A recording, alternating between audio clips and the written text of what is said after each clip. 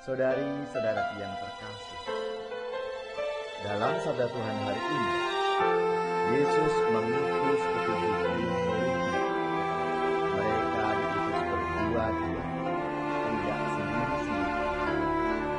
Kita membutuhkan karunia dan pengalaman satu sama lain jika pekerjaan Tuhan ingin dilakukan di dunia sekarang ini. Kita semua punya sesuatu yang unik untuk disumbang.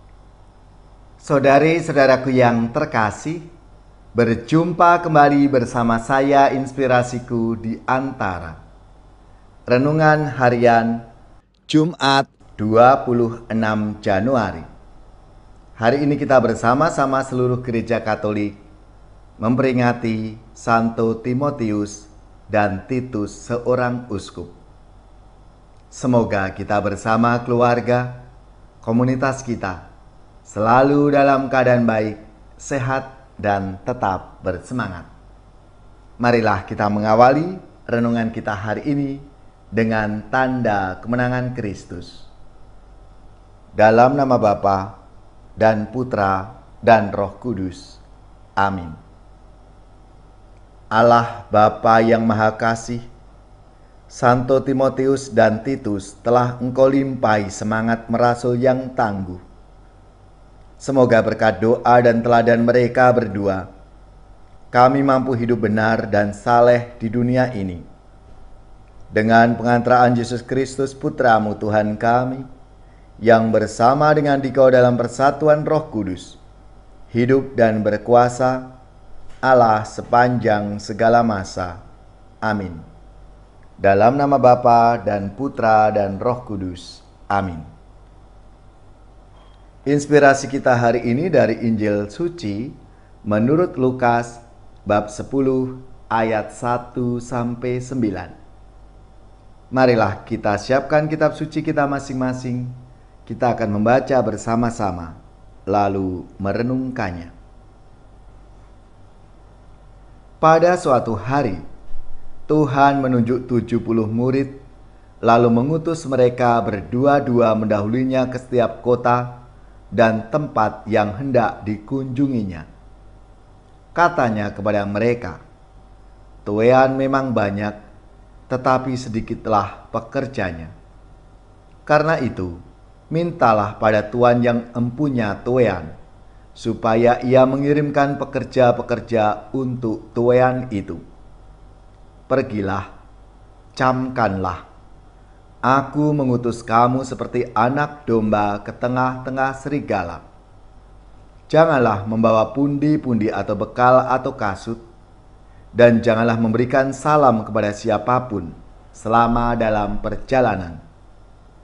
Kalau kamu memasuki suatu rumah, katakanlah terlebih dahulu, 'Damai sejahtera bagi rumah ini.' Dan jika di situ ada orang yang layak menerima damai sejahtera, maka salammu itu akan tinggal padanya. Tetapi jika tidak, salammu itu akan kembali kepadamu.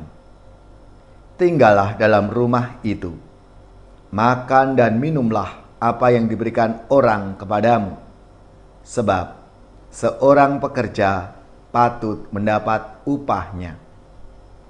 Janganlah berpindah-pindah rumah. Jika kamu masuk ke dalam sebuah kota dan kamu diterima di situ, makanlah apa yang dihidangkan kepadamu, dan sembuhkanlah orang-orang sakit yang ada di situ, dan katakanlah kepada mereka, 'Kerajaan Allah sudah dekat padamu.'" Demikianlah sabda Tuhan. Terpujilah Kristus.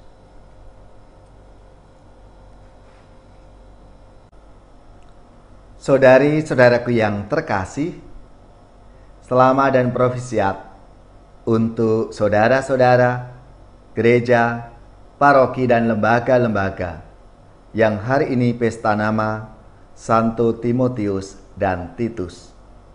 Semoga semangat dan teladan hidup mereka memberi inspirasi dalam hidup dan karya pelayanan kita semua. pesta Timotius dan Titus selalu jatuh sehari setelah pesta pertobatan Rasul Paulus. Timotius dan Titus adalah rekan kerja Paulus. Tuhan memanggil Paulus untuk menjadi rasul bagi orang-orang non-Yahudi. Misi yang sangat penting ini ia jalankan dengan melibatkan orang lain. Kedekatan Paulus dengan rekan-rekan sekerjanya sangat terlihat, bahwa ia selalu mengucap syukur kepada Allah dan selalu mengingat rekan-rekan kerjanya dalam permohonannya, baik siang maupun malam. Untuk semua bakatnya yang luar biasa, Paulus sadar bahwa ia membutuhkan orang untuk bekerja sama. Dia tahu bahwa sebagai anggota tubuh Kristus, ia bergantung pada setiap anggota lain yang telah dikaruniakan Roh kepadanya dengan cara yang berbeda. Paulus mengingatkan kita akan semangat kolaborasi dalam karya pelayanan gereja. Saudari-saudaraku yang terkasih, dalam sabda Tuhan hari ini, Yesus mengutus ke-70 muridnya. Mereka diutus berdua-dua, tidak sendiri-sendiri. Kita membutuhkan karunia dan pengalaman satu sama lain jika pekerjaan Tuhan ingin dilakukan di dunia sekarang ini. Kita semua punya sesuatu yang unik untuk disumbangkan pada pekerjaan Tuhan itu. Kita masing-masing punya karunia Roh untuk diberikan kepada orang lain, dan juga kesempatan menerima karunia Roh dalam diri orang lain. Dan itu yang dilakukan oleh Paulus bersama rekan-rekannya, Timotius dan Titus.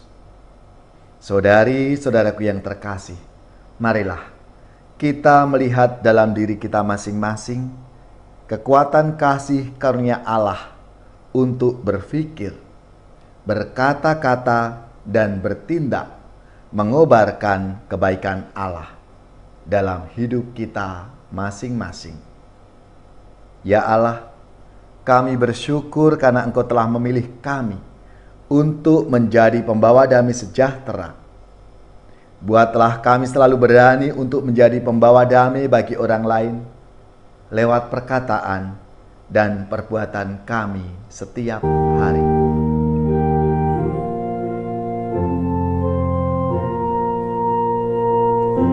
Kau dipanggil Tuhan, dijadikan duta supaya hidupmu menyinarkan kasih-Nya.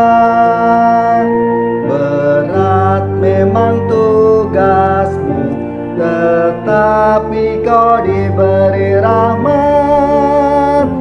Kau dipanggil Tuhan, dijadikan duta supaya hidupmu menyinarkan kasih-Nya. Sang Kristus memikatmu, takkan mampu kau menolaknya. Kau dipanggil Tuhan, dijadikan duta supaya hidupmu menyinarkan kasih-Nya. Dan doaku bagimu, semoga teguh semangatmu. Kau dipanggil Tuhan, dijadikan duta supaya hidupmu menyinarkan kasih-Nya. Saudari-saudaraku yang terkasih, marilah kita mengakhiri renungan kita hari ini dengan mohon berkat Tuhan, dan kita akan menerima tugas perutusan. Marilah kita siapkan hati kita untuk menerima berkat-Nya. Semoga saudari-saudara sekalian, keluarga-keluarga dan komunitas kita, orang-orang yang kita doakan, mereka yang sakit, yang menderita, seluruh tugas, belajar, pekerjaan, usaha serta karya pelayanan kita, dibimbing, dilindungi dan diberkati oleh Allah yang Maha Kuasa, Bapa dan Putra dan Roh Kudus. Amin.